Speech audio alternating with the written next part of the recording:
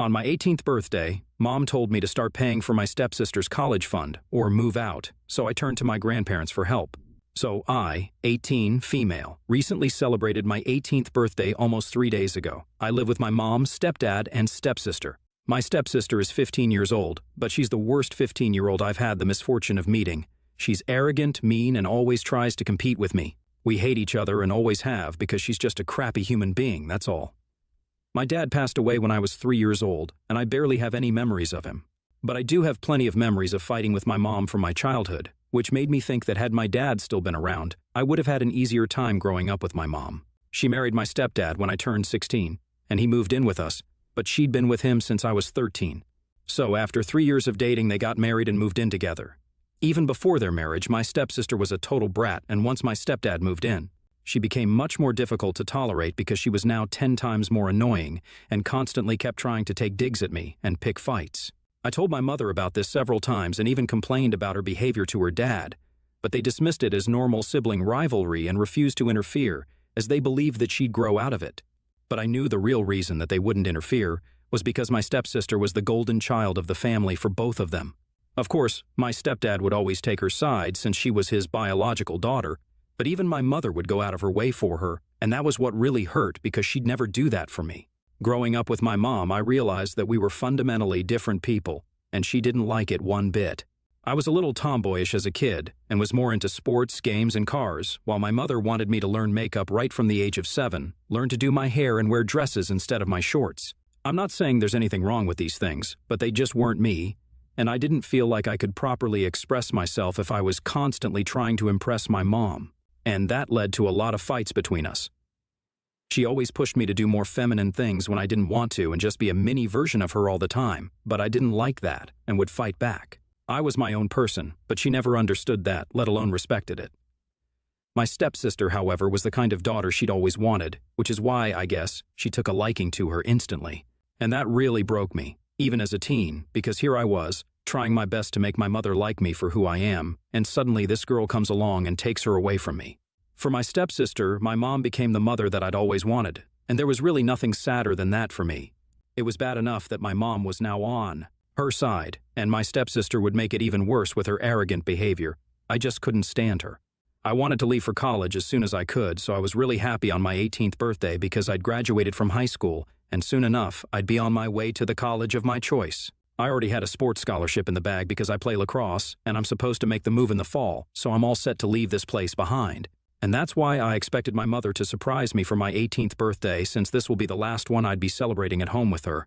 This year onwards, I'd only come back home for the holidays, so I expected some enthusiasm from her.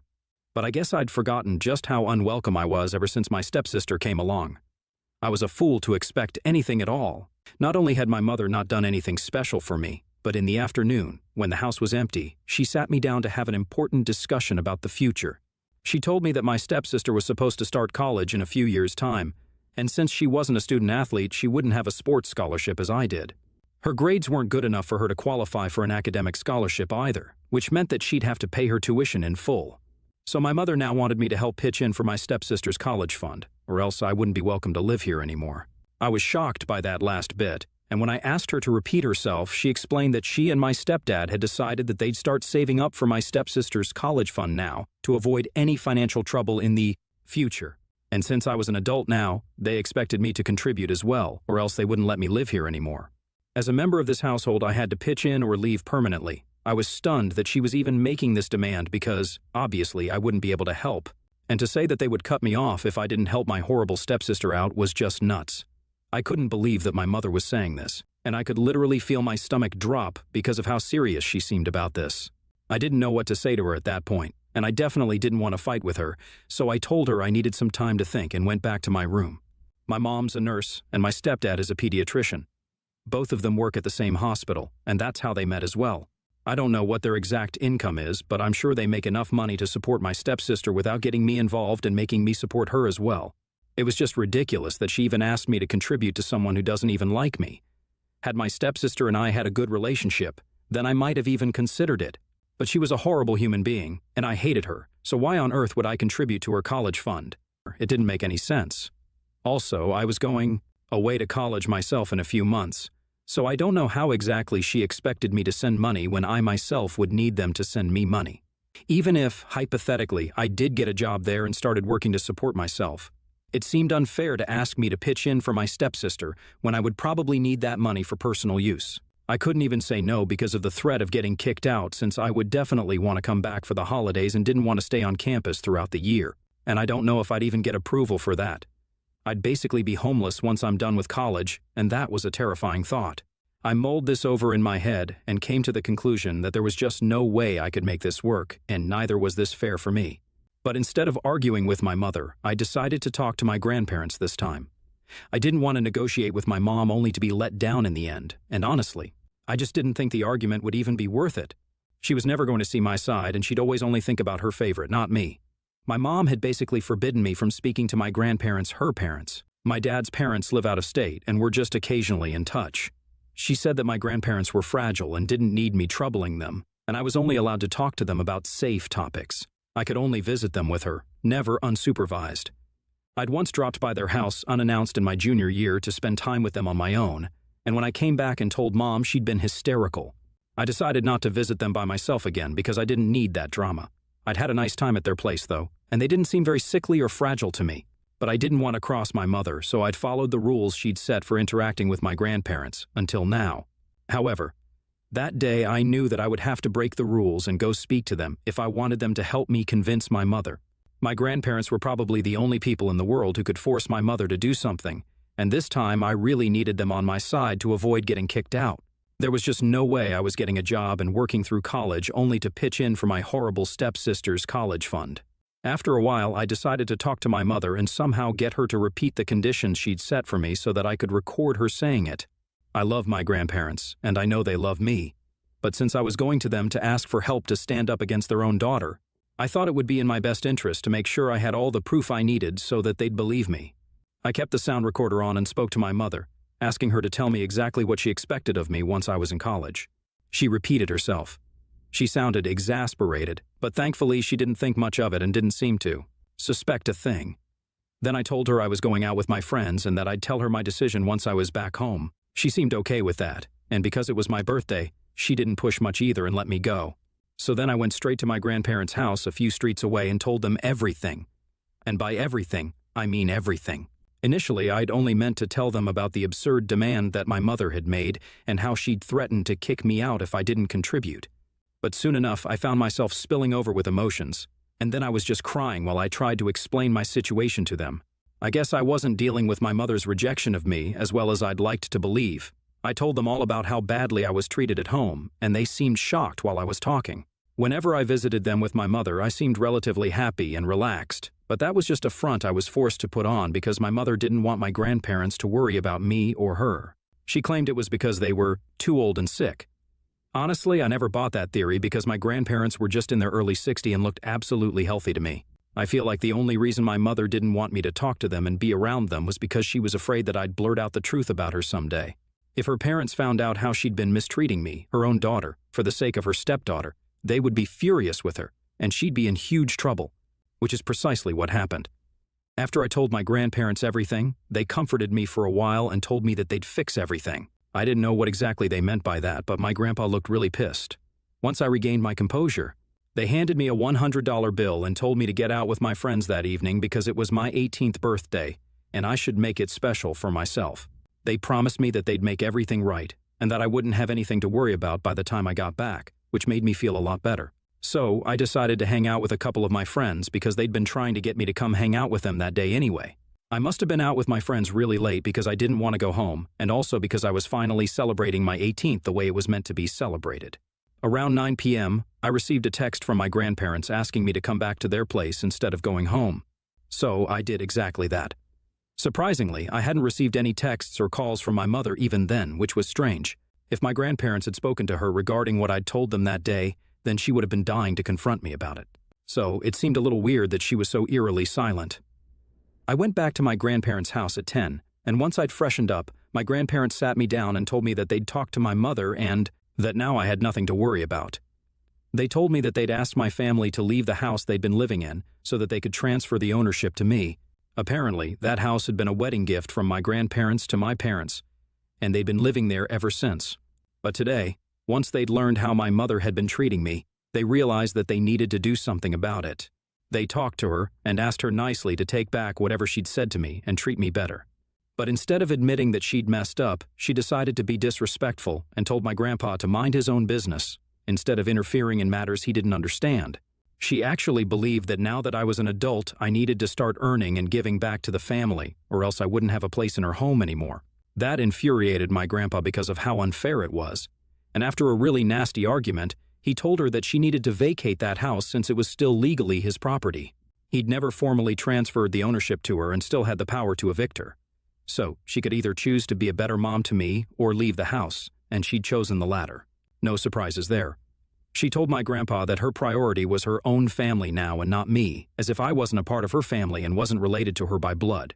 She said that she'd empty that house by the end of the week if that's what he wanted, then disconnected the call.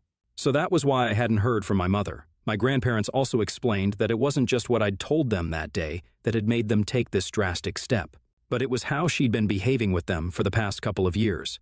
Ever since she got married, she believed that her husband and her stepdaughter were the only family she needed now and would visit her parents only once or twice every 2 months.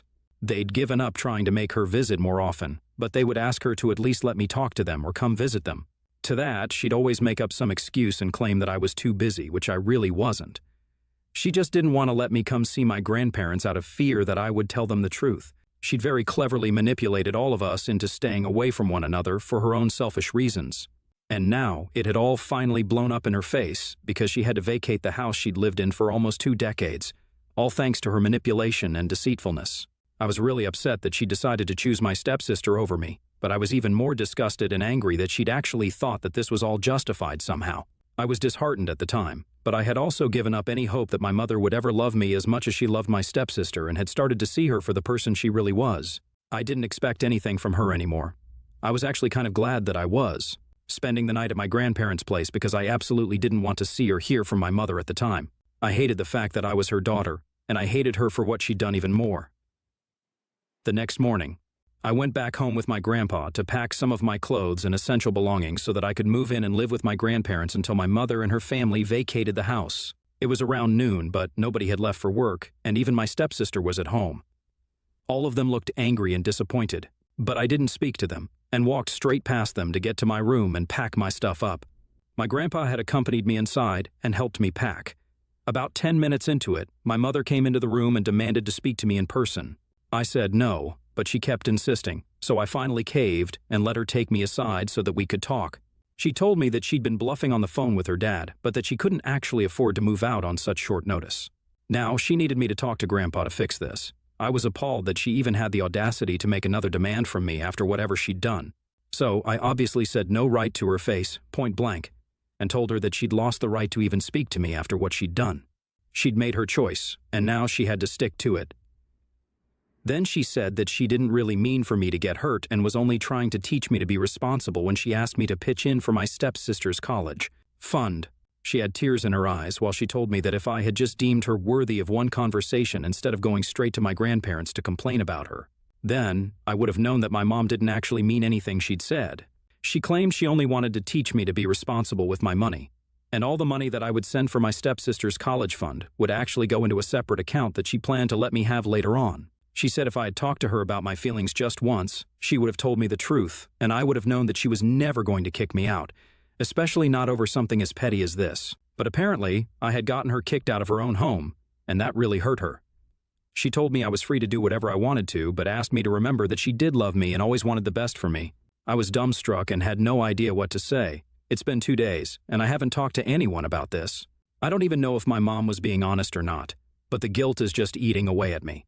I can't talk to my friends about this, and I definitely can't talk to my family, so I'm here for answers. AITA for complaining to my grandparents about my mother when she threatened to kick me out if I didn't pitch in for my stepsister's college fund? Update 1, okay. So, first of all, thanks for all the advice and kind words. I did tell my grandparents about what my mother had told me the other day, and Grandpa seemed really skeptical about it because he thought it was very unlikely that my mother intended to save that money for me. He was convinced she was definitely bluffing right now to manipulate me yet again so that I'd let them stay, and I agreed with him. I'd become a little emotional, but honestly, there was no way my mom had suddenly turned over a new leaf. The only way to find out whether she was sincere or not was to put her to the test, on the off chance that she actually meant what she'd said the other day. So I called her and told her that I'd thought things over, but I still would prefer for my grandpa to transfer the ownership of the house to me now, just in case. She sounded a little shocked in the beginning and tried to reassure me that I had nothing to worry about. But when I insisted, she became hostile and started accusing me of not trusting her. So I argued with her, saying that I couldn't just trust her all of a sudden after years of being treated badly. She ended up snapping at me, telling me to go to hell and that she didn't even want a daughter like me in the first place. That just proved what I'd already known, that my mom was just being nice out of the blue so that she wouldn't get evicted and my grandparents and I would let her own the house legally. Well, too bad. She showed me her true colors, so that's not happening anymore. She can go to hell for all I care. She doesn't want a daughter like me? Fine. She won't have me as a daughter anymore because I sure as hell wouldn't want a mother like her. Update 2, the legal process is finally complete and the house is now officially mine. My mother has already started the process of moving out. Initially, she had just a week, but my grandparents and I were kind enough to extend that to 2 weeks. Now she has around 4 days to be gone. My grandparents are also planning to sell off the house they're residing in currently so that they can move in with me and take care of the house in my absence when I leave for college. I think it's a fabulous idea, and I can't wait to start my new life. Update 3. Hey, so this is probably going to be my last update for a while now that things have finally begun to fall into place for me. My mother moved out today, but not before she handed over the keys to me and reminded me very nastily that I'd regret this in the future. I don't understand why she's so bitter, since she was lucky enough to find an apartment close to the school and her workplace on such short notice. It's a much smaller place, but she should learn to be grateful, like I'm grateful for my wonderful grandparents and my friends, who have been nothing but supportive of me ever since I let them know what I've been going through. I'm also thankful for you guys here because, in spite of being complete strangers, everyone here was really kind to me, and I truly appreciate that so much. I'm typing this out on my old laptop in my old room in my old house, but with a family who actually loves me now. In a few months, I'll be moving away to start at a college of my choice. Now, I'm finally living the life I always wanted, and I really couldn't be happier about it.